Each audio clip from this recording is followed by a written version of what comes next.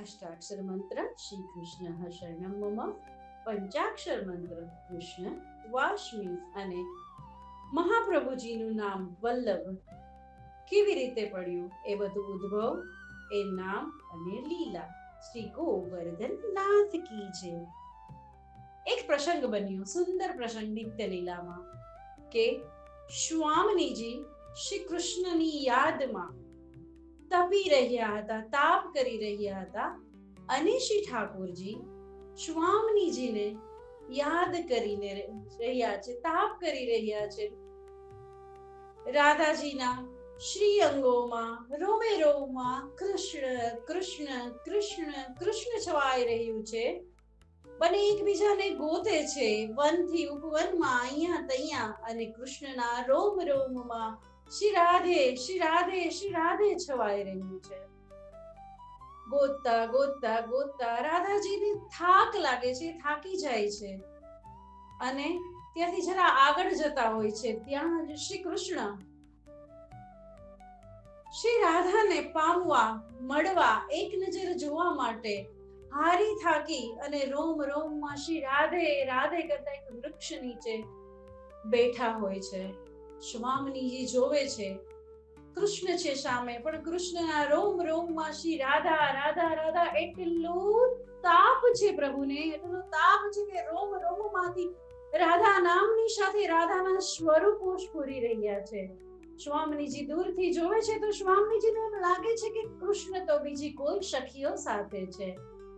જ્યારે કૃષ્ણના રોમ રોમમાંથી તો રાધા જ છલકતું હતું. રાધાજી રિસાઈને જતા રહે છે ત્યાંથી, પણ ખૂબ તાપ વધે છે, ખૂબ તાપ વધે છે. એને એમ થાય છે કે રોમે રોમમાં નજીકમાં બીજી ગોપીઓ હતી. રાધાજી વિચારે છે કે હું આટલી તાપમાં એને મળવા માટે, એના પ્રેમમાં આટલી વ્યાકુળ છું, અને બીજી સખીઓ સાથે નહીં બોલું, અબોલા કરી અને ત્યાંથી થોડા દૂર જઈ અને બેસી જાય છે. તાપ એટલો વધે છે, તાપ એટલો વધે છે કે શ્રી સ્વામિનીજીમાંથી કૃષ્ણનો પૂભાવ પ્રેમ અને શ્રી કૃષ્ણમાંથી સ્વામિનીજી પ્રત્યેનો સ્ત્રી ભાવ પ્રેમ નીકળે છે. અને બે નીકળી અને એક સાક્ષી સ્વરૂપ, જે મહાપ્રભુજીનું સ્વરૂપ છે, એમાં મળે છે, અને મહાપ્રભુજીનું સુંદર સ્વરૂપ બને છે. મહાપ્રભુજી બંને સ્વરૂપોને મનાવી અને ભેગા ઠાડા કરે છે. સ્વામિનીજીને જઈને કહે છે, મનાવે છે કે એ તો કૃષ્ણના રોમ રોમમાં સ્વામિનીજી આપ જ હતા, આપનો જ તાપ હતો, અને આપ જ પ્રેમ રૂપી રોમ રોમમાં સ્ફુર્યા હતા. અને કૃષ્ણને જઈને કહે છે કે રાધિકારાની આ કારણને લીધે આપથી નારાજ થઈને દૂર ઠાડા હતા. બંનેને ભેગા કરે છે. ત્યારે રાધાજીને સમજાય છે કે આ તો રોમ રોમમાં હું જ વ્યાકુળ હતી. ત્યારે બોલે છે કે હે કૃષ્ણ ત્વાશ્મી, એનો મતલબ થાય છે હે કૃષ્ણ, હું તો માત્ર આપની છું, બીજા કોઈની નથી. ત્યારે પંચાક્ષર મંત્રનો ઉદ્ભવ થાય છે, અને બંનેને દંડવત પ્રણામ કરી અને શ્રી મહાપ્રભુજી બોલે છે શ્રી કૃષ્ણ શરણમ મમ.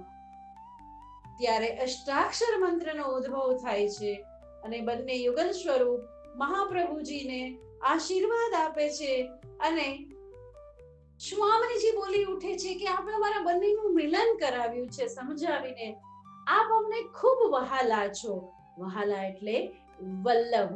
આજથી આપનું નામ વલ્લભ, મહાપ્રભુજીનું નામ એવી રીતે વલ્લભ પડે છે. આમ અષ્ટાક્ષર મંત્ર, પંચાક્ષર મંત્ર અને વલ્લભ, શ્રી મહાપ્રભુજીનું વલ્લભ નામનો ઉદ્ભવ થાય છે. આવી સુંદર લીલા શ્રી ગોવર્ધન નાથ કી જય.